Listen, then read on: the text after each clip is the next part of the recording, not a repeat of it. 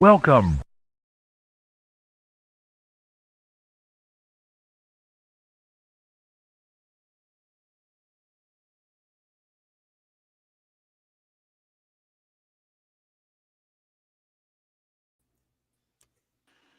Yo, look, I can't find the damn intro. Okay, it's all good, man. What's going on, everybody, man? Offseason Playcall sheet. We're about to stop calling it off-season, man, because it's about to get to the nitty-gritty soon enough, man. It's Meta, Took, whatever you want to call me. We got my guy, Dale, Aaron Brooks today. that's right. That's right.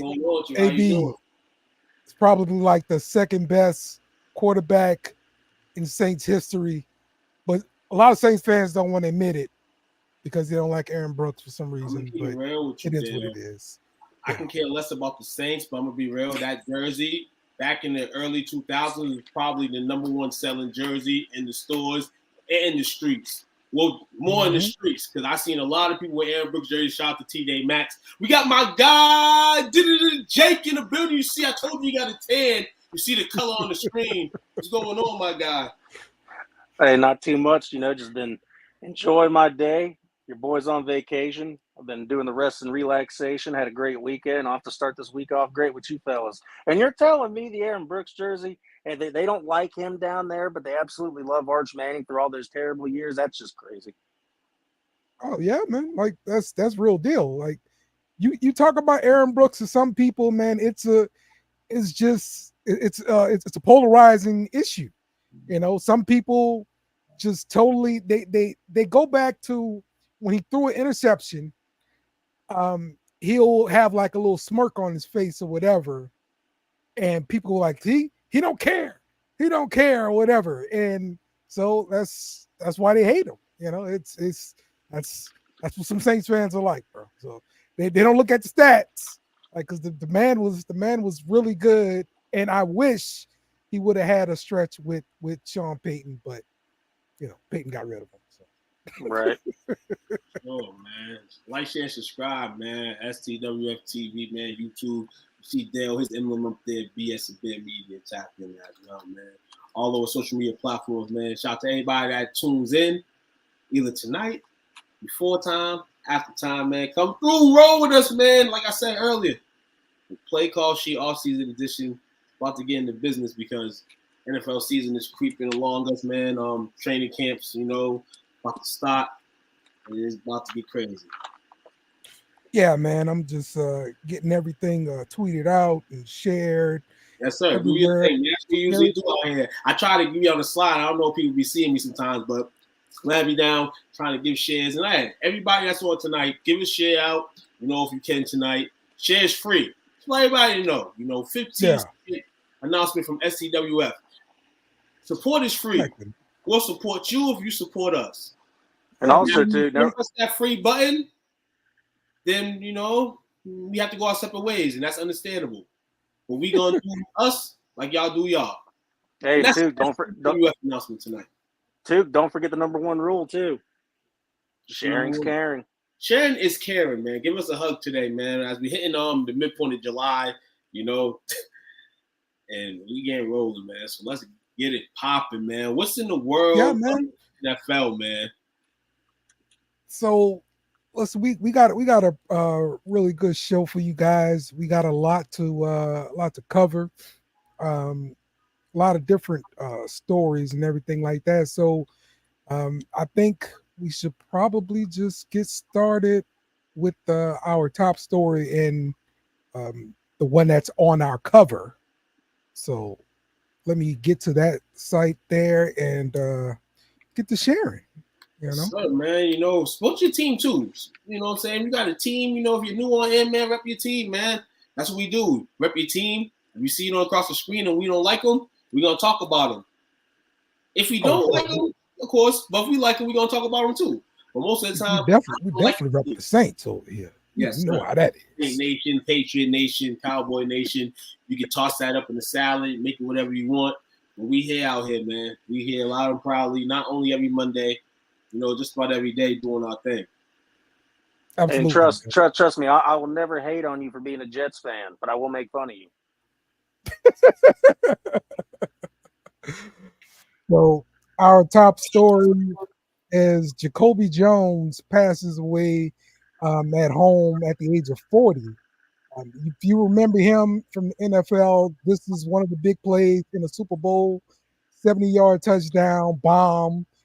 But I remember him for this dance right here because he's from New Orleans and he hit that damn beanie weenie. Uh-huh. Oh, all right. At home. So I was so pumped when he did that damn beanie weenie, bro. I ain't gonna lie, though.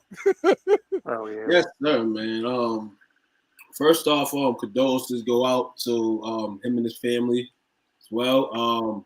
He had some memorable moments in the NFL. This what we're seeing right here. Also, wasn't he in the experience Mike Tomlin when Mike Tomlin tripped him? Was that him? Oh, that's a good one too. Yes.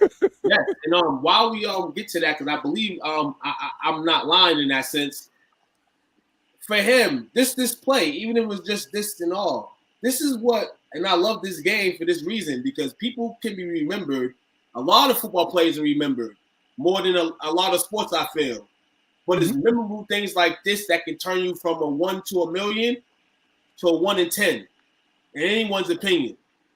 Okay. This man right here displayed guts, glory, everything of a football player. You know, it's not a day if you have bad things to say about him. You definitely don't say nothing. With memory, that too. Absolutely, because I don't know a bad thing about him. You know what I'm saying? And I hope nobody has a bad thing about him. But in sense of this man, he did his things in the most memorable moments, man. Like, look at this right here, man. That's good stuff. Good memory too, because that definitely was Jacoby Jones got tripped up by. That was infamous for me. That was more infamous than the Super Bowl touchdown. You know, people were talking about him. People respect to him as a Super Bowl champion, but this play kind of made him like the headliner for a few weeks. You know what I'm saying? Yeah. Where he was trending. If there was Twitter at that time, which I know it probably was, he was trending no law. Right. Yeah, it was definitely in its infancy. Right. Yeah, no, I think Tuke definitely knows that I have a absolute disdain for the Ravens. There's nothing about the Ravens that I like. But in the years of being a football fan, there have been a few Ravens that I do like to call, guys that I find bearable and, players that I like for what they're able to do on the field. Torrey Smith being one of them. I think he's a genuine human being, an absolute great football player. And Jacoby Jones actually owns one of my favorite Super Bowl plays of all time, and he holds a record. 109-yard kickoff return touchdown in the Super Bowl to start off the second half. It was insane. It's one of my favorite plays in Super Bowl history, top 3 at least. He's just a freak animal, man. He could absolutely go out there and absolutely destroy anybody on the football field with that speed, the height, and the strength that he had. He was one of a kind. Absolutely. Yep. That was the same Super Bowl where he caught the 78-yard bomb too. So, the dude has some speed. Okay. How he didn't win the MVP and Joe Flacco did, unbelievable. Yeah. You're right. He got robbed, bro. He got robbed. It's a travesty, seriously. Man was retired. He retired a Raven too. In 2017, he signed a 1-day contract, so he retired as a member of the team. He was actually remembered in the divisional game last season against the Texans. They kind of shouted him out during the game. For his career with Houston, Baltimore, San Diego, and Pittsburgh, 203 catches, 2,733 yards, and 14 touchdowns. For what they say, man, when you're on the championship team, they remember you. And I said a couple moments ago that this sport has that aura with guys. We can say we can name basketball players, baseball players, of course, but we can't name too many. Not more than the NFL. You know what I'm saying? Yeah. Especially when you win a Super Bowl. It's a lot, especially for the city and all. So not only is the NFL embracing them today, the family, but the city. You know what I'm saying? The cities that he played for us. Right. Yep, absolutely, man. Absolutely. So rest in peace, Jacoby Jones. Look, New Orleans legend, that's for sure, man. So I am legend. all right, this next story just popped up here. Skip Bayless is going to be leaving FS1 and his role as co-host of The Undisputed after 8 years. His final show will be later this summer. So, you guys, Jake, do you watch FS1 and Skip sometimes, or you just catch some of the clips? I actually prefer FS1 over ESPN. I'm a huge fan of Colin Cowherd. He's who I watch. But Undisputed, when it was him and Shannon Sharp, was on before the Herd. So yes, I did watch Skip Bayless and Shannon Sharp's back and forth, but I kind of tuned out when Shannon left because it kind of lost its charm. But yeah, did they give a reason why he was leaving? Nothing official, at least. We'll creep at it. We'll if it comes out. I don't think there's been anything right now. I heard his PR team didn't want to come out with any comments. But this actually was something that I thought would happen, but I didn't think it would be at the end of the summer. But you got to remember, once the Shannon debacle happened with him and Skip Bayless, they kind of canceled their show for like I think a month and had a reboot. They said. And basically, the reboot, I thought this is not going to last much longer. Once the ratings started dipping, you got all types of guys. You try to have 4 alpha males in the studio, not guys that were like little centerpieces on teams, but guys that feel like they were cornerstones on teams. That's a disaster, especially for a guy like you, Skip. That people think they overpower you anyway. Skip, at the end of the day. Yeah, Skip at one point in life was, sports media. People turning to listen to him, even if his crazy thoughts were crazy. But after a certain point in time, and you see all these other podcasts, and shout out to STWF, we're making people retire and leave their shows. I feel as if, this is something for everybody in the media world to wake up to, and say, hey, it's a new day. It's a new day. Skip Bayless, everybody wanted Skip's head. Everybody wanted Skip out. And hearing this today, along with other stuff we heard in the last few days, the people will call it, it's giving things out, and good or bad, it's happening. Mm-hmm. It's crazy. Yep. I do believe once that first episode aired, when it came out, when it started, it looked real, like just literally the first 5 minutes, I was like, okay, looks like they might have a little bit of traction. This is working out. And then it all started coming apart really quick because you had Michael Irvin there, you had Keyshawn there, I believe. You had Michael Irvin, Richard Sherman, and Keyshawn, and then Skip as well. And it all just kind of turned into a hellfire, honestly. And Tuka and Will both said in the chat, like, this isn't good. And said, well, you know what, maybe give them a minute. Maybe they just need to get their chemistry together in the gel, but obviously it's just not going the way Skip envisioned it, or maybe Skip's ready to hang it up. Who knows? I think that, and I'll let Dale speak on that a little bit. Go ahead, D. That could definitely be it. I mean, 8 years doing it, and then he was how long was he doing it at ESPN before then?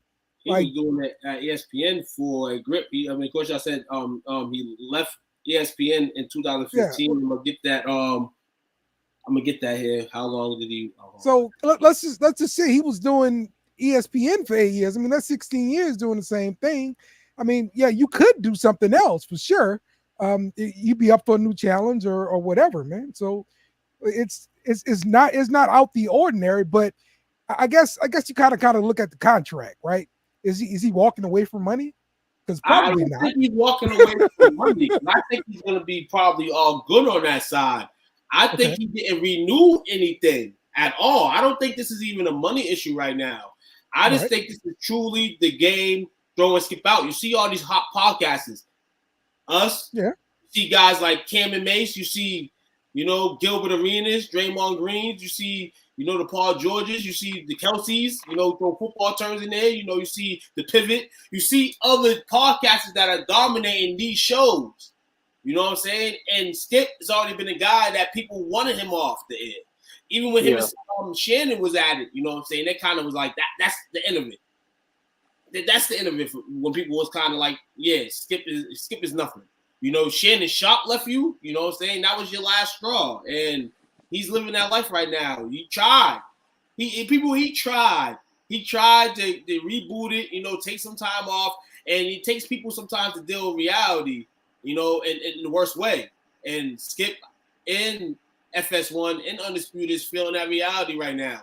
FS1 less more because, like Jake said earlier, he watches Colin Coward, watches Speak, watches all the other shows. They have shows to replace it, First Things First. So they don't really need Undisputed anymore. But I wonder what show hits that spotlight now since Undisputed is not going to be there no more. Or they keep the show. I don't know.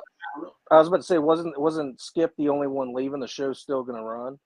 I said it jokingly. Paul Pierce is going to have the keys. This might be a Boston Undisputed show. Right, it's possible. I mean, it's Paul Pierce and Keyshawn Johnson. I don't know if they will have the names to carry that show themselves. Maybe they have to bring in somebody else, some kind of, I don't know, journalist that's controversial or whatever. But it's a possibility. Right. Well, it's gonna be real interesting to see what they do with it. Like you said, Dale, with those guys that we just named, they're not Skip Bayless. And you can say they're better than Skip Bayless now, but they're not Skip Bayless all the time. And I tell people all the time, you got to give people their flowers at one point. What's the guy that covers college football for Fox? Clay. I want to say Clay Thompson. What? I think I know who you're talking about. He's the guy that has the faux hawk. They were making fun of. I know who you're talking about. I just don't know his last name. I know exactly who you're talking about. Because he's on their. I want to say their show on Saturdays. Yeah, I mean he did it. He did it with Joe Tebow and Joe Klatt, right? Oh, Joe Klatt. Yeah. Okay. So I think a guy like him can carry that show if you put him with Keyshawn and who's the other guy? Sherman. Sherman. Absolutely. It's all about what they have. Honestly, it's all about what they have in terms of a lineup. Like, do they have somebody coming in? Now, if they knew this for a minute that this was going to happen, then they better have a suitable replacement if they're going to start this show over again. But if they don't have, like Dale said, that dominant person in the middle, then are you really going to let Paul? I don't think you're going to really let Paul Pierce run the show by himself. Right? Well, exactly. You need somebody like that. I mean, I'm not trying to, throw a favorite out there or anything because I really do like how he casts and everything, but I really do think Richard Sherman could hold that down on his own because he's got the personality for it and he has time to do the research. I mean, this dude had a extremely high GPA at Stanford. Like, he's not no slouch. He's not an idiot.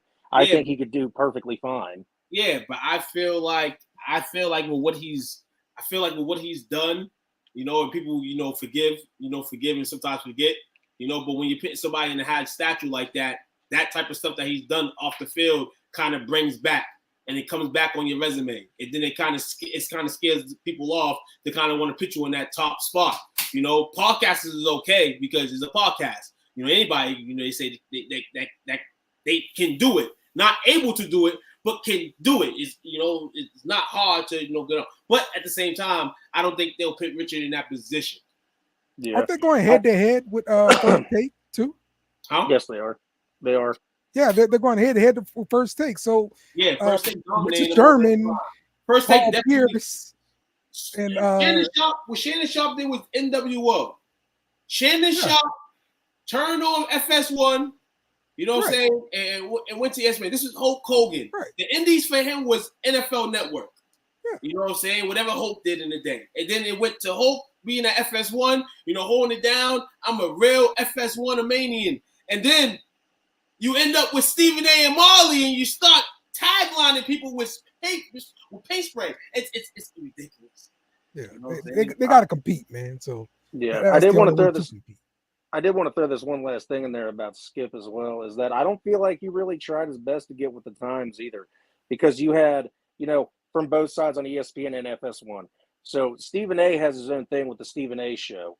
and that's an afterwards podcast that he does standalone, and he does 30-minute little segments. Colin Cowherd does the same thing on FS1. He has his own little side podcast deal that he does, and he does 30-minute little things, especially after games and stuff. And all you'd ever get from Skip Bayless is like, a quick little 2 to 5 minute Twitter rant. You got to try to get with the times, like Duke said. Podcasting is huge. You got to try to get in on it. He has his own podcast. That's what people don't. He has his podcast is not hitting at all. If you just look at him like the same stuff you're kind of speaking on FS1, and that's the difference between the people that got those podcasts and succeeded and him. He's not doing that, like you said, Jake, and you're right with that. He's not going with the times. I feel like that's why ESPN got rid of him, because they kind of smelt that you're not with the times. You know what I'm saying? And they kind of smell like you getting too old for a show like this to carry on like this. No, we always see Stephen A. Smith as the guy that is kind of knowing the things that we want on TV.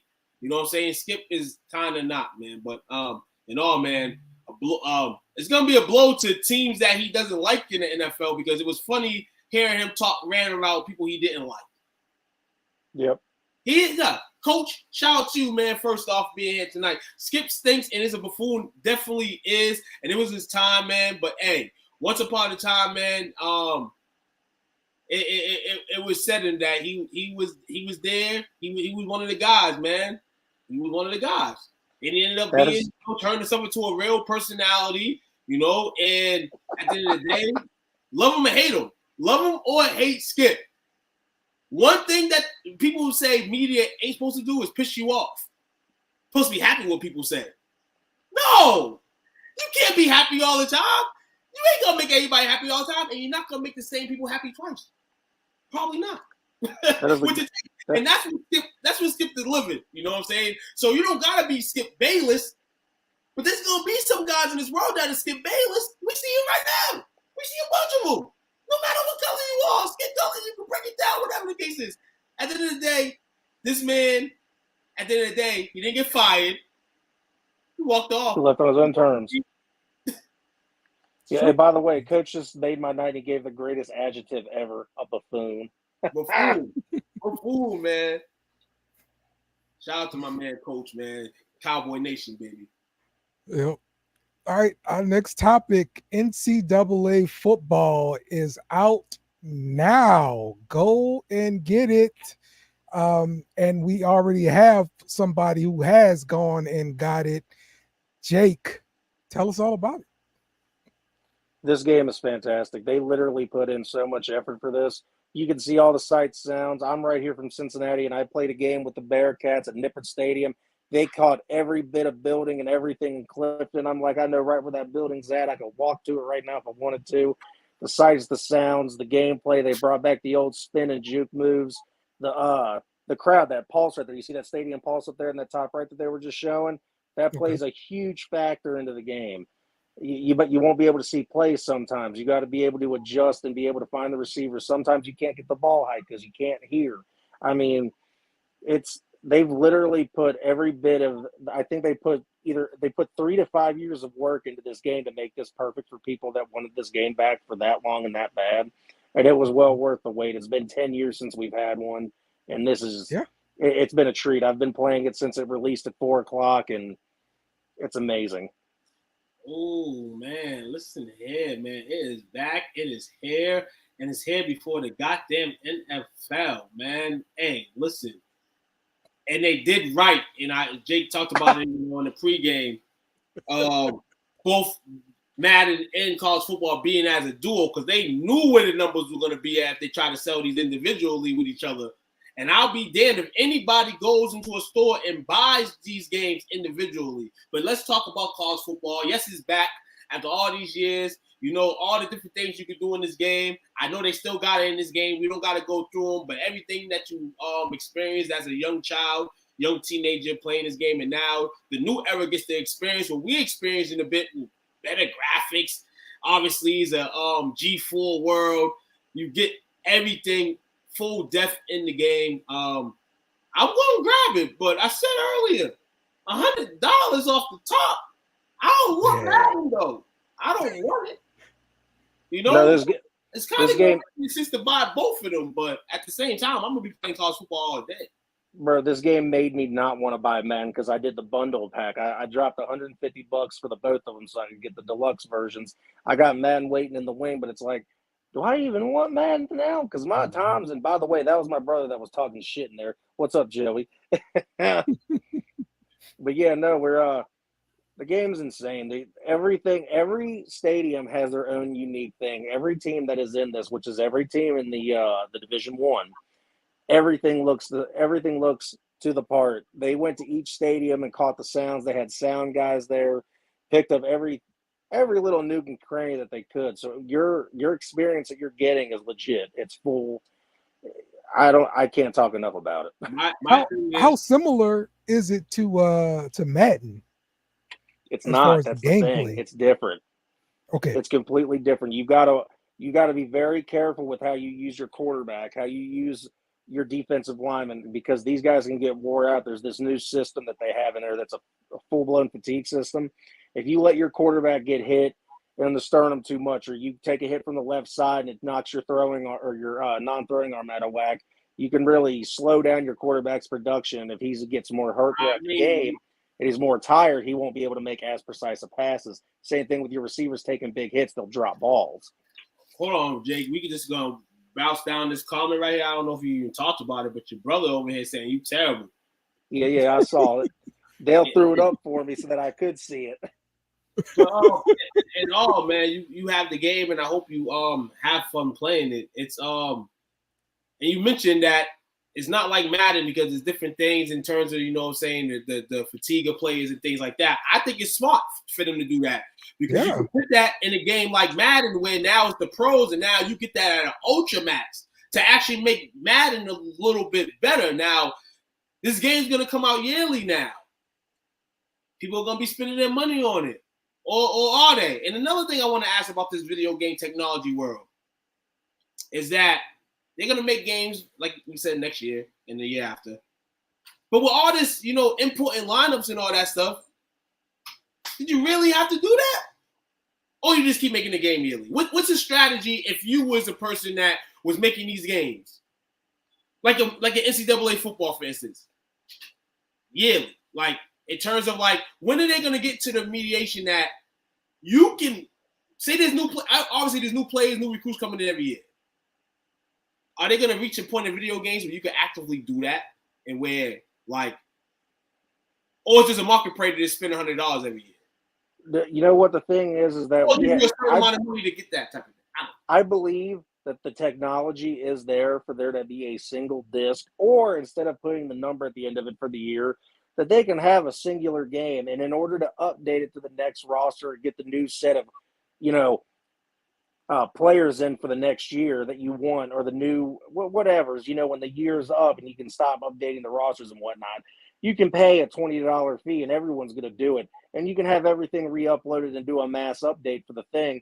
But to get their money's worth, pay for the update for the next year. That way you get all the new players and whatever, because you can update the game and the graphics as they go on because everything's so digital now. You don't need to go out and buy a disc to have it. Me personally, I'm a hard copy kind of person. I like having the physical disc in the gaming system because I love the game art and everything that they do for it. And they had a really good like MVP bundle set for this where you got a jersey, a football, this locker thing, everything that you could have done if you spent on, I think it was like $175. But it's like the technology that we have today, you don't need to have a CD every year. You can just do a mass update and have it be like a subscription type deal to where you'd get the updates and they'd still make their money. Nasty work. And I just threw it to y'all, man. And did they do it, man? Listen here. Trademark it right now, guys. Can we do that? But no, man. Hey, get the game if you can. Pre-order. Everybody's on pre-order mode. Pre-order the game so they can play today. And I'll be waiting on Friday. They said, you know what I'm saying? I just need the regular version. Unless one of my Xbox friends want to be nice, man, and shout out to it's anybody that's thinking about getting it, well worth the money, well worth the time. I have not been able to stop playing it. I took one break to eat dinner, and that was it. And I'm like, I was sitting there just trying to eat as quick as I could so I could get right back to it. Okay. All right. Well, good stuff. It sounds intriguing. I used to play back in the day, so maybe I'll try it again, and maybe I get my youngest kid into it. Maybe we'll I was see. about to say if your son's got a game system, it's not on PC, PlayStation 5 Yeah. or whatever the newest Xbox is called. Whatever Right. he's got, man, or she, I don't know. I didn't know what your youngest is a boy, right? Yeah. Yeah. Yeah, just hook it up and give it a chance. It's incredible. Yes, indeed. Okay. Let's get to our next topic here. T. Higgins. I'm not a Uh, Bengals fan. he was holding. Well, he wanted a new contract. The Bengals franchised him. He signed the franchise tag, and it was the deadline to come to an agreement on a long-term deal. That agreement could not be made, so he's going to be playing this year on the franchise tag, and this is likely going to be the end of T. Higgins in Cincinnati after this season. So the trio of Chase, Higgins, and Burrow, can they go ahead and get to the promised land of going to the Super Bowl too? What do you think? The Bengals getting the process against no, absolutely not, and I will never say that they will. But first off, this situation has kind of been strangling itself for a minute. What does T want? And we obviously know what he wants right now. He wants higher money, higher ceiling, and people have been saying for him to just take the year and just in his mind take the L. He don't want to take no L's, but I feel he should play it out this season and see what it is next year. See if any of these quarterbacks from this rookie class, extend to being one of these guys where teams like, hey, we need to put somebody next to you. You know how that kind of works in the NFL. They're going to try to put a guy next to you or get a QB to play next to a receiver. This is tricky, though, because they have Jamar Chase. They have that connection. But Cincinnati, are they tripping or are they not? They've been in this situation before where they had two guys and they had to let one go. Who have they let go? The guy to me that doesn't, have that production factor anymore, they feel. And people may feel like it may have been Chad over Mazada, but at the end of the day, look at the tape, especially with the Patriots, what Chad did over there. It's kind of like, what can you do without us type of deal. And I feel like Mazada did that. I feel like Jamar Chase is at that point with the Bengals where he's a stud, but he's over here listening to what the Bengals are saying, and hey, the Bengals are going to give him a check. They ain't doing that with T. Yeah. Jake, what you think? I was a little too young for that Chad and Hushmanzada talk, but I do remember there being some rumblings in Cincinnati about, well, maybe we should have just kept TJ. But it was crazy talk. But do I think the Bengals can make the Super Bowl and get to the promised land this year? Absolutely. The problem is health. This team has been known for just getting chronic injuries all the time, every day. Someone stubs their toe every day. Something's always wrong. There's also a lot of contract disputes. You got the guys on the other side. Your boy Trey Hendrickson, he's still searching for another deal, even though he just got one last year. He's sitting around waiting for that because he wants more money. They've got a lot of contracts coming up that they got to pay. They still got to pay Jamar, I believe, right? Yeah, they still need to pay. They still need to pay Jamar, and I feel like what they want to maybe do. But the thing is, once the Bengals go out of there's a certain time of the year when they're done handing out their money and they wait to pay. So you're not going to hear Jamar Chase getting a contract. But I believe it would behoove them to go ahead and pay Jamar, see what money they have left, and see what other players that they might want to keep.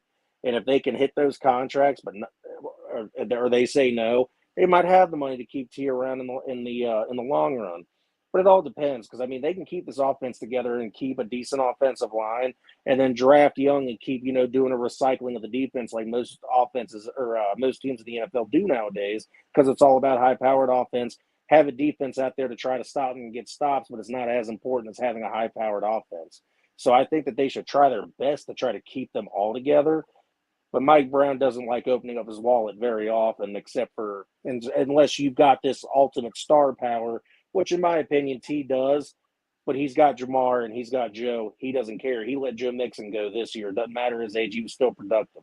He's let multiple tight ends go. So I do think that this year, maybe they can get there depending on health.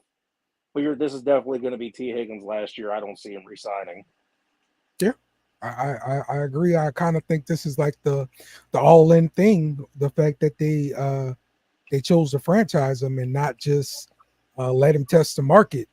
I mean, this a big check he had to cut. So I know that owner is still expecting, to win because hey, these are all superstar guys that were drafted in the first round. So, yeah.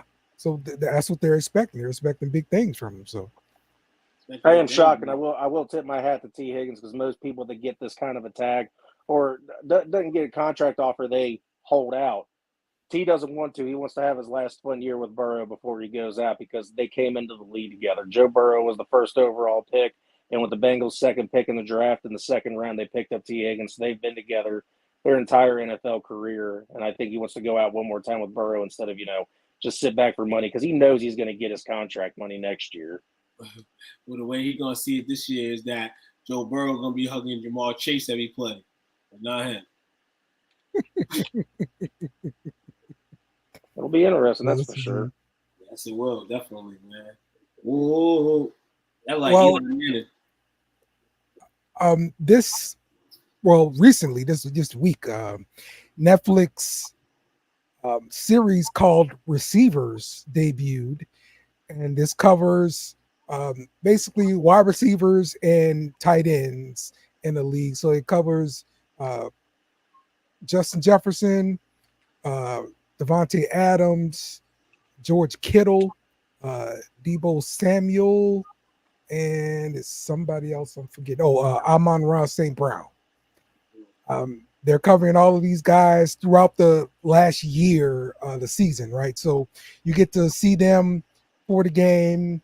You get to see them prepare, talk to their families. You get to watch them watch the game. You're going to see when they get injured and how they're dealing with these injuries, how they're playing through stuff, the different things they go throughout the season. I only watched one episode so far. It's been pretty good. A lot of George Kittle in this one. He's a very entertaining guy, of course.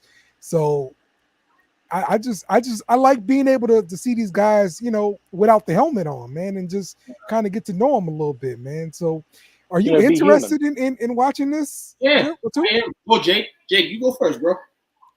Yeah, it's really cool actually being able to see these guys, be human instead of, just football players. It's neat.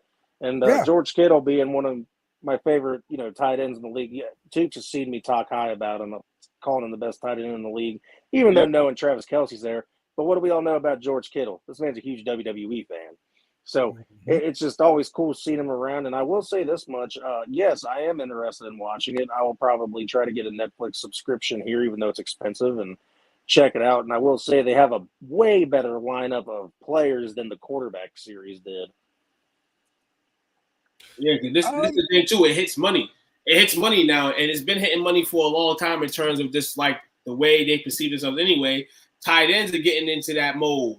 You know what I'm saying? Shout out to the Gronks and the Kelce's, the Sharps. Shout out to them guys that are, the pioneers of bringing the tight end actively, you know what I'm saying, in wide. The wide receivers, though, have been like this forever. So when you got wide receivers, you go get some good ones. You know what I'm saying? You got some good ones on the show here, and I'm going to catch it. I'm going to catch the episodes, I'm going to see what it's about. But I said a few weeks ago that people in media, people in sports, your face is going to be shown a lot more from GMs to players. And this is the first step here, you know what I'm saying? Series and shows with guys. Obviously, Jake said we know Kittle already. We see him. We see him all the time doing his thing, man. We know his lifestyle. He living it up. But some of these other guys, it'll be interested to see, how, like Dale said, how they work out, how they deal with injuries, how they go out there on game day. What's their mental at? Will they blame in for certain things? There's a lot of things that's going to come with that. Yep. It's really interesting, bro, and it kind of gets you to step back and realize, yeah, these guys are human beings. They're going to work, and they dealing with this stuff. But it does surprise me how much they talk about work when they're off. Like they'll still be talking to their family and friends about work. Um, and it could be just a random play. It could be something that's just still bothering them, or it could be something looking forward to the next game or something like that. They're all on ball during the season. That's just how it is, man. Absolutely, man. Because we always joke about it. 3.5 is the minimum or maximum that you can play in the NFL. So you have to be ready. You got to stay ready. For either if you're gonna become a starter or somebody gets hurt and you got to come in, or you're trying to keep your spot. You have to be ready. So these are the top guys on this series that are ready on game day. They're prepared. They're ready. So shout out to Netflix for getting this. Shout out for them continuing this. I think there's going to be a full-blown series with all different types of plays, tiers, as we did a little bit during the offseason. And it's definitely going to be interesting. Dale, man, on a low tip, too, I did check out episode 1 of the New York Giants, Hard Knocks. Oh, Hard Knocks, yeah, all right. Went into it. Yeah.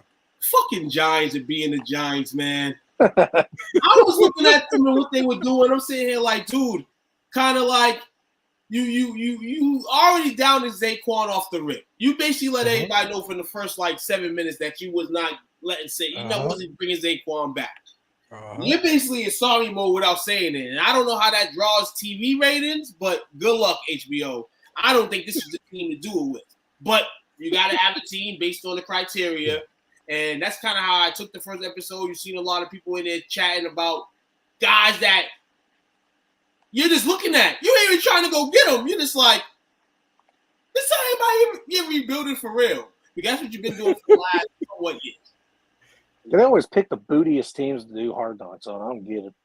Well, that's usually how it goes, because those teams they don't have the right to refuse to do it. So yeah, but say how many? I mean, seriously though, how many years do we get Cleveland in a row? Because I think the team you get a team I think a year or two in a row, their playoff appearances are slim or this and that. So I think it's that's the way they kind of run it. So I mean, shout out to them for doing it, but just in the sense of the Giants and how they came in that first episode. Now this Hard Knock show that excited, and this show is gonna eventually be decent in terms of episodes. But this opening from a team perspective, I'm sitting here I wanted to turn it off because one is the Giants. Really? And two, no, this one is the Giants. And it's just this is how you really came about and not giving Saquon his chips. Yeah. And then you're like, Daniel, you're just sitting here you're hoping you're wishing upon a star for Daniel. I don't think there's any high hope you can give him right now. And it's kind of like that thing, but you got to familiar with kind of the way GMs and people chat, it's barbershop talk for the most part. It's just like us talking. That's what I was saying. They're saying the same things that we say, but it's these guys, the actual guys making the decisions. And so they're talking about that value of that running back position, and that's what they're concerned about. Right. They're saying, yeah, you're a good player, but we want to make sure we get the right value. Right. And so on the second episode, that this is when they got to talk to Saquon Barkley and his agent, and they basically told him, we don't want to make you an offer and have you be offended by the offer. So what we want you to do is go test the market, come back to us, we'll see if we could do anything, and if not, then fine. But just give us the right of first refusal and stuff. That's what they really want. And so. You didn't want to. Hold on, you look ridiculous at the end of the day. You should have just offered him something. This is your guy. They didn't want to offend him. They didn't want to offend him. That's what they're afraid of. And I get that too, because you see this a lot. Let's say the Giants offered $10 million. Well, then the next team offers $11 million. Boom, he signs that $11 million. when he could have went back to the Giants, and the Giants would be like, all right, I make 11 million. All right, so how much was that this year? The tag for him was like what, $13 million? Oh, probably. Yeah, I don't know what the all right, so would have been. The Giants already told you. The Giants already told you what you was worth by giving you that. We just talked about T. Higgins a few moments ago. They gave you what you think you're worth. And if they went to the market with you, they're going to give you less. So if you already hit lowball somebody, just on average, you're giving the guy an average. You're basically just telling him he's a middle tier already. Mm-hmm. You're not even giving him the high tier. So you already did it. Why? The franchise tag Higgins got was unbelievable. That was a pretty hefty contract. It was like $20 million for a year. I was like, that ain't bad. I mean, not, but it's the average. Like that's the average that you're gonna get when you hit there. So they're basically just telling you. Some people do get franchise tags and then go to long-term deals. Shout out to them guys. But in this stance here, what are you doing, New York? Like, damn, you didn't respect Saquon off the rip. And I think there's a reason for that. And I used to clown Saquon all the time for getting hurt. The Giants kind of just felt like, oh, snap, at some point he's going to get hurt again. And then the running back thing. So, I mean, they were thinking in a sense, kind of like doubling back. But damn, you should have just offered him something. Well, I mean, the GM is always saying, hey, the data says after this age, running backs dip down. And so we have to make sure we're getting into a contract that's going to reflect this potential dip or whatever. Like, he's like, the data is all there, like that's what the guy's going by. My man Saquon, man, hey, it's all right. Saquon ended up going to the Dirty Boys anyway. And then another thing, they basically said it without saying it. You know what I'm saying? There was no need for Philly to tamper or anything. They said it on the show. Philly going to give him the offer. Yeah. They already knew who was going to give him an offer. So they basically just said go to Philly to win, basically. Like, we know you want to win. So go and see how much they're going to pay you to win. I mean, they want him to get his chips, but damn, offer him something. Last year, Saquon played under a $10 million franchise tag. Oh, okay. Yeah. So if they did it again, he'd probably have to get something like 12 or 13 million for the year, which is still not that much more, but it is what it is. But they didn't want to do that because everybody would have been unhappy with that. The Giants would have been unhappy paying that money, and he would have been unhappy with the lack of security. So that's why they didn't do that. Yeah, bro. Break up the makeup, man. So they ain't making up though. Yeah. So but they also in that in this episode of Hard Knocks, they're at the combine, and so you get to see all of the tampering that goes on, all of the deals and stuff they're talked about behind closed doors. So that's how the Burns trade got to be. That was funny. We was like, yo, just give us 2 first. Yeah, right. And so now he goes to talk to somebody, he goes to bring them back to his team. Hey, they say we got to give this and this to get Burns, and then of course we got to sign him to a new deal. So what do you guys think about that? And everybody like, oh yeah, let's do that. Let's do it. Yeah. So you got to kind of see that in real time. And so when the trade happens, you'll know why it happened. It's because this conversation happened at the combine. So it all in all, man, the Hard Knocks is still really interesting to me because you're still seeing behind closed doors, and what we think happens is actually happening for us in front of the screen. But I think it's going to kill the Giants because you get to see all the talking that everybody else is doing, but now you get to see it, firsthand. New York. So yeah, man, I'm going to continue watching that thing, man. Hard Knocks is always pretty good, but this is the first time they did Offseason, and I thought that was a pretty good idea, and it's just another check for the NFL, so the salary cap gonna keep going up. Definitely, man. All right, so we'll go ahead and take a quick break here, and we'll be back. And when we come back, we'll be talking about some more news that happened over the weekend. So we'll be right back. This is Sheriff Cooter Wilmot of the Boudreaux Parish Sheriff Gas Station Beer, Bait, Barbecue, Barbershop, Laundromat Department. Remember our motto in Boudreaux Parish: we will find you and we will tase you.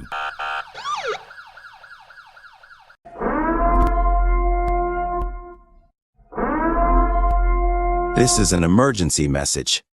Stop what you're doing and hit the like button.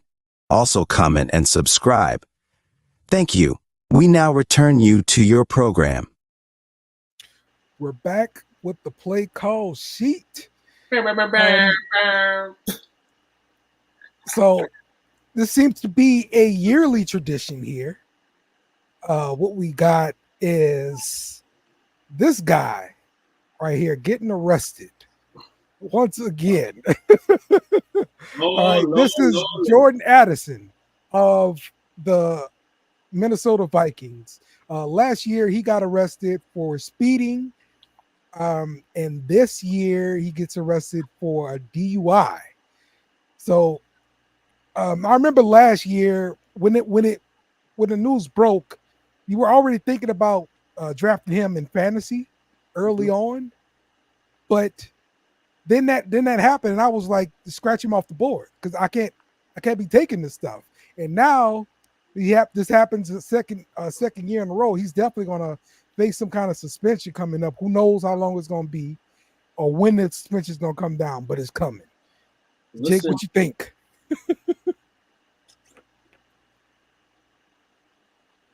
I'll speak from I don't know, but listen here, man. We've ever heard of Josh Gordon? But nah, we won't get that far yet. Hopefully, this kid can learn from his second mistake, and that's crazy saying second because you usually say that after the first time, and then once it happens the second time, it's kind of like you take it how you take it. This man right here, definitely a vocal point for the Vikings, and you can't keep getting in trouble like this. You know what I'm saying? As an NFL player, and hold on.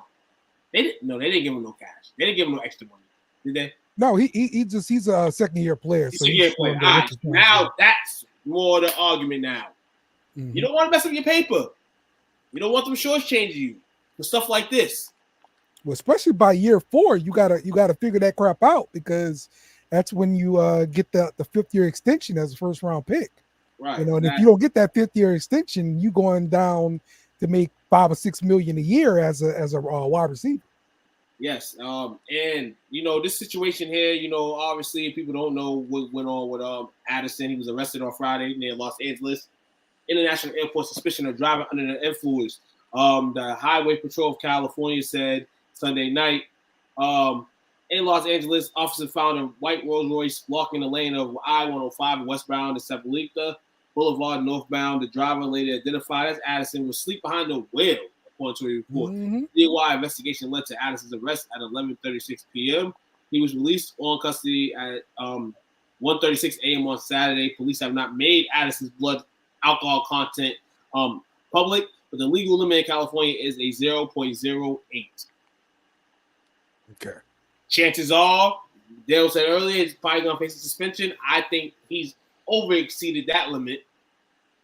It's going to come out, shortly. But shortly, we spoke on training camps and stuff is starting next week, so there'll definitely be a lot of people in his ear. Overall, man, you don't want this for the kid. We call him Mr. NIL.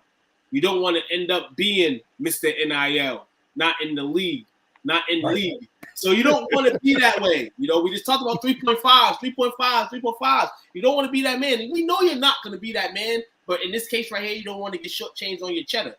You know what I'm saying? Because, a couple years ago in California, you was sleeping behind the wheel and you didn't, you can't fight that in defense because your play is your play at the end of the day. But if you eradicate anything, some teams will pay you.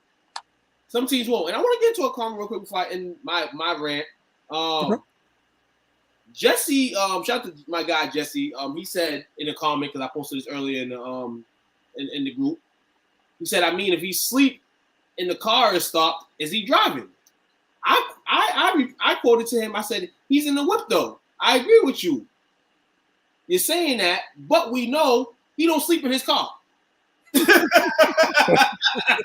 We know that. We know he doesn't sleep in his car. So anybody, people say, hey, you can't. And it is a double standard at times. If you can't drive anymore, maybe go to sleep, turn the wheel off. But then at the same time, it's like that's a recipe for disaster in certain places too. Because some cars may let you go, some cars may not. Jake, you back with us? Yes, I am. I'm right here. What you think about this situation? Jordan Addison. I always, every time I see stuff like this, I always go into like a light state of why, because it's like you got this great opportunity. How do you make these mistakes? And then at the other end, I got to remember what was I doing at 20 and 21, and it's just kids being dumb kids, young adults not making smart decisions. But the thing is, I'm kind of with Tuke. Was the car running? If the car wasn't running, there's really no point. If the car was running, okay, I get the point of the officer stopping it.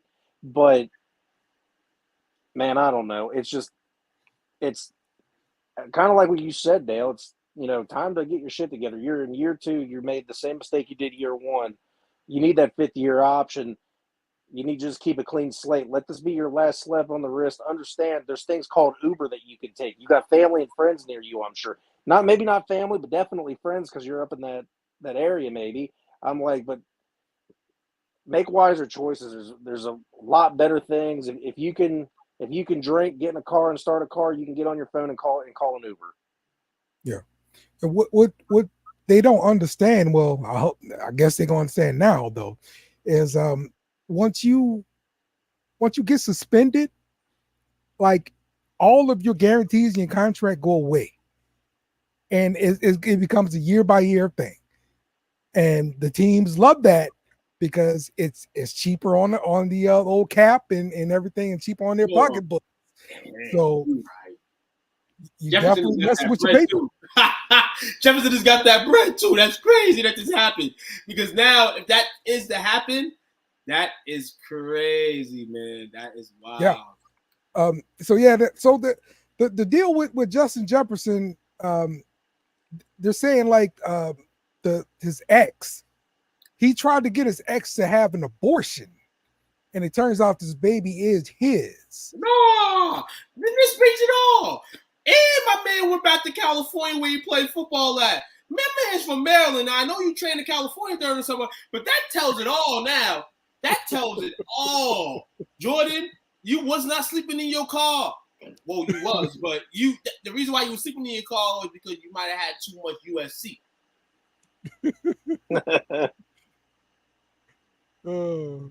Yeah, man. Listen here, man. Hopefully,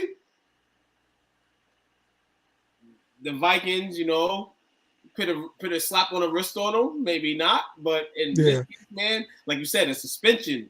The money. You become. You gotta want that NIL money. You gonna wish you stayed in college. That's right.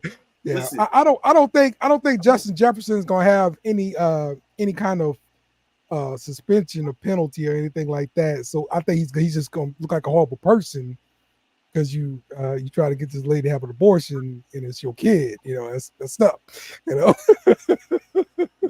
So he's definitely gonna look bad with that. He was out here. It's gonna be an interesting year in Minnesota with a rookie quarterback.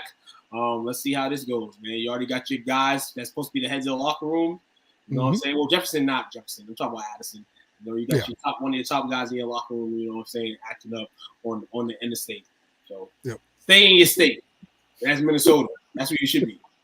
And the thing is, if you look at Minnesota's roster, they're kind of a young roster. There's really no veteran type presence except for maybe what's that one guy's name? Harrison Smith, who's the only tenured guy on that entire roster that no one can really put their arm around him and say, listen, kid, you got to stop doing this shit. And he's on the defensive side of the ball, so he ain't really going to care. You got a young quarterback that just got drafted. Justin Jefferson's only been in the league, 4 or 5 years now? It's like there's not really a veteran guy that's really going to wrangle him up because it's like, I'm only worried about my bread. I ain't worried about yours. No one cares. No one's going to look out for him, so he's got to look out for himself. And this is his second strike, and he's going to get another one, obviously, because of the talent he's got. But eventually, the Vikings are going to get sick of it and say, "Kick rocks." Right. Mhm. So Yep. definitely, you're definitely going So, on that, man. Oh man, what's this? Oh, this is man, throwback. do y'all remember the NFL fastest man competitions? Man, listen here. I don't think I was old enough to like really like physically watch it and know what it was. But listen here, I've seen clips. Yeah, man. Look, I remember watching these things. I remember watching like especially the quarterback competitions and stuff. Man, that stuff used to be really good though, man. But I don't know, man. It made me think about this. Olympics made me think about this. All the racing and everything like that. We should really bring back some of these fast man competitions, bro. Because I definitely remember Darryl Green like smoking everybody. Darryl Green was the man, bro. Darryl I remember. Green was the man. I remember all the QB comps for sure.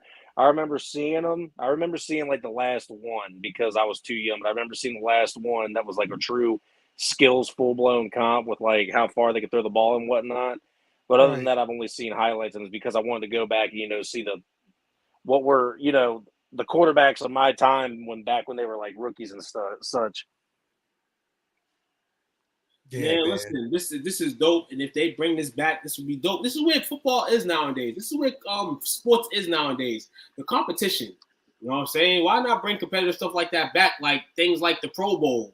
You know what I'm saying? They've been trying to kind of have festive activities, pre-Pro Bowl. You add some of this today. You hear people like Tyreek Hill, like I could beat this person in a race, or this and that, or you don't really hear quarterbacks arguing against each other, but you always have that quarterback competition. You can do a lot of things, man. That right there, man, is something that you should do.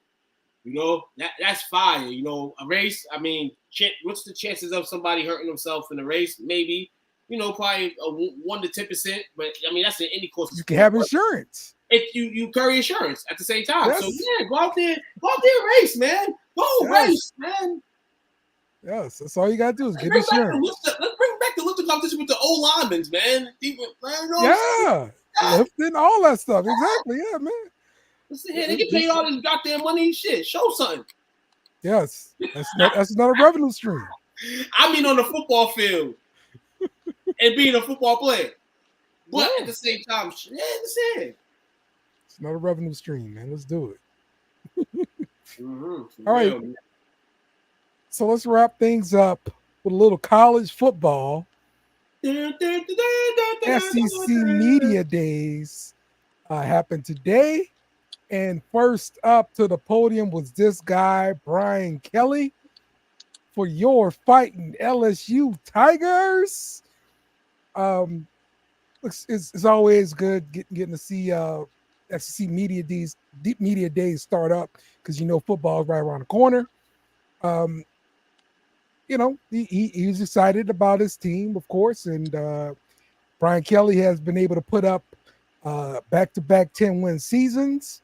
I don't see another reason why he won't be able to do that again this year. And if we put up another 10-win season, we're going to the playoffs because it's a 12-team playoff. So once we get in the playoffs, who knows what happens? So that's what I'm thinking here. Tigers, man. What are you guys thinking about your teams? Well, BC starts their football kickoff on July 22nd in Charlotte, North Carolina.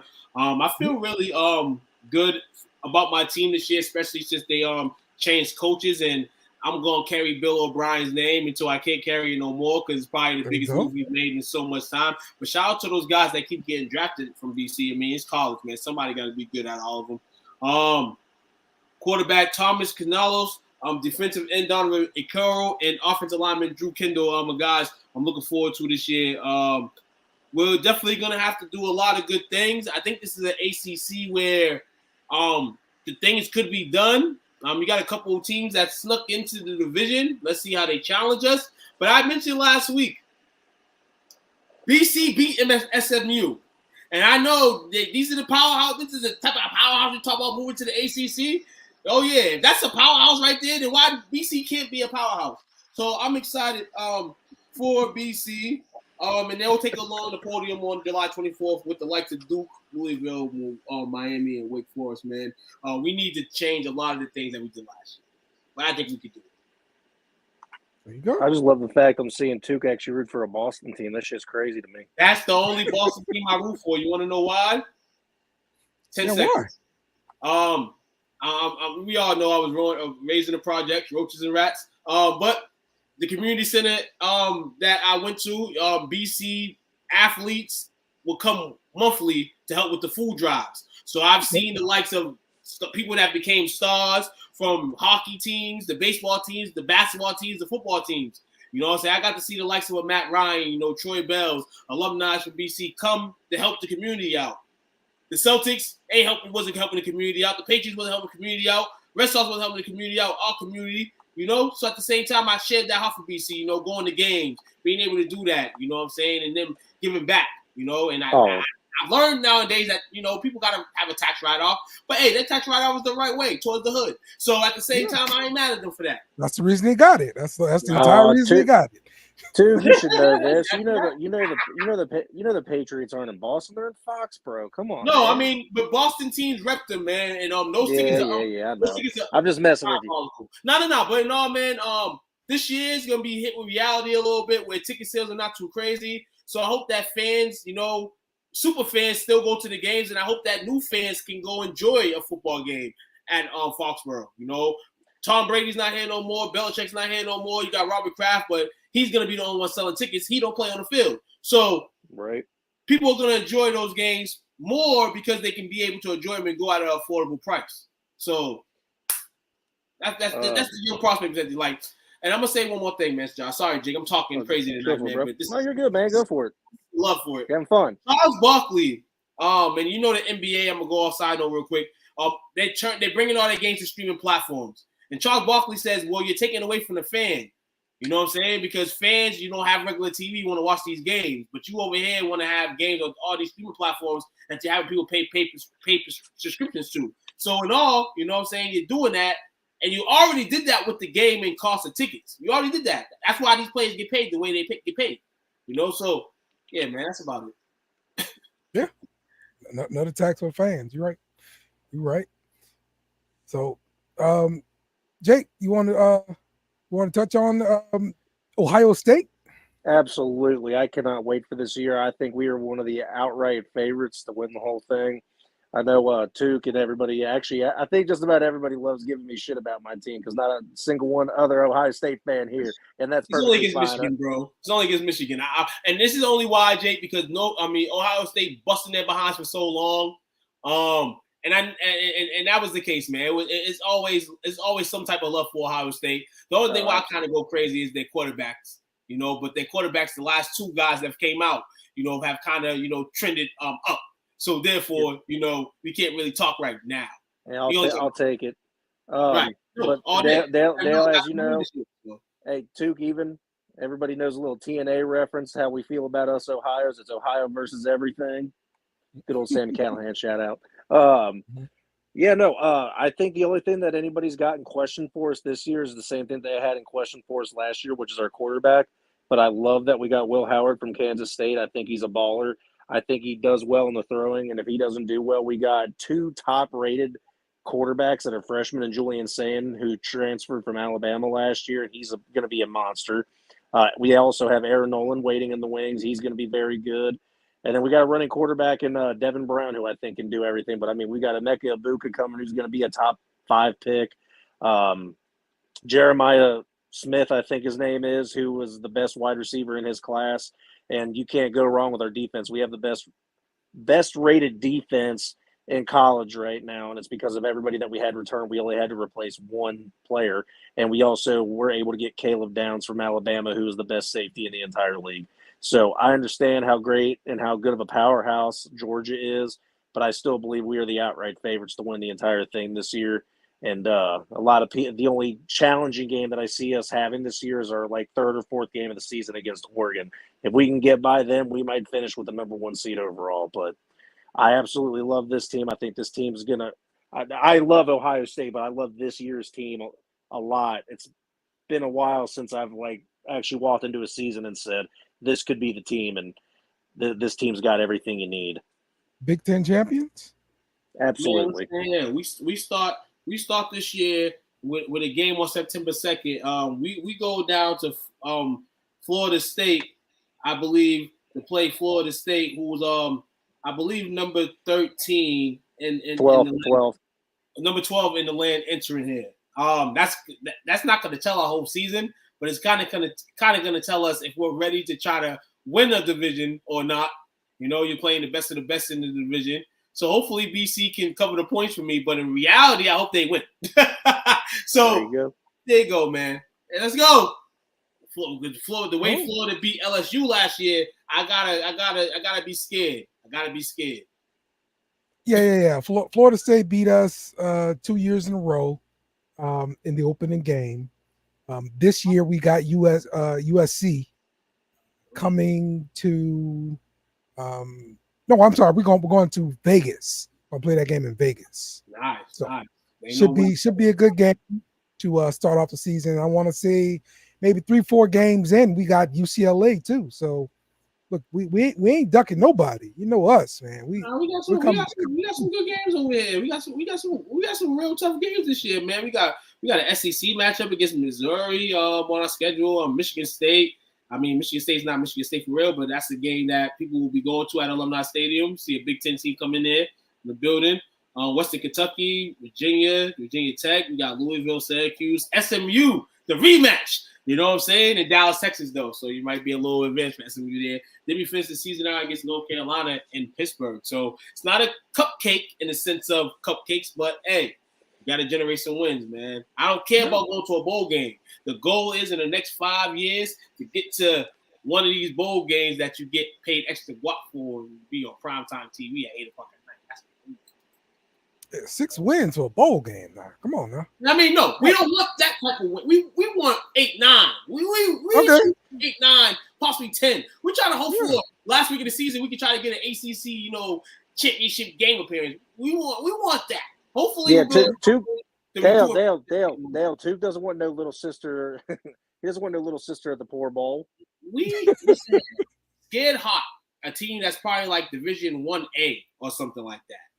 Gave us problems last year at Alumni Stadium last year. We don't need those type of problems this year. We need to be up straight and come show up for the games that we need to show up for, and for the teams that are better than us, come out there and compete. So, that's my. You gotta start somewhere, man. We gotta start somewhere. I'm the rookie right now when it comes to this table. I'm in the I'm at the table with champions. Doug Flutie's not coming back out in this door no more. So we can't share my reality. He never was able to share my reality. The reality is, since I've been a BC fan, is that Matt Ryan and the BC Eagles had the number 2 ranking going into the last week in 2008 and lost to, I believe, Rutgers. Might have been Ray Rice in them he lost to. Keep it real. You know what I'm saying? So that's the type of reality I've been living in. BC, man, my Cowboys, man. I guess I root for the 2 worst football teams, Dallas and BC. Oh, my goodness.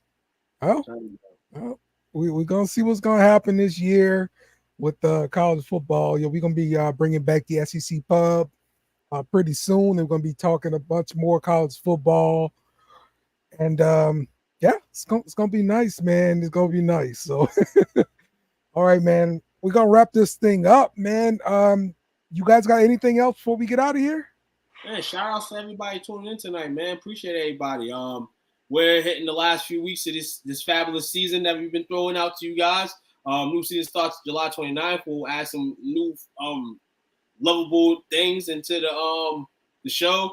And other than that, man, everybody that tunes in nightly, man, shout out to you guys once again, man. And everybody, have a great rest of your Monday night. It's an awesome home run derby on. If you're not tuning in, tune into it. And the week, started. Like Coach was saying, you got 4 days into the weekend, but you got to get through those 4 days, man, and work hard to get through it.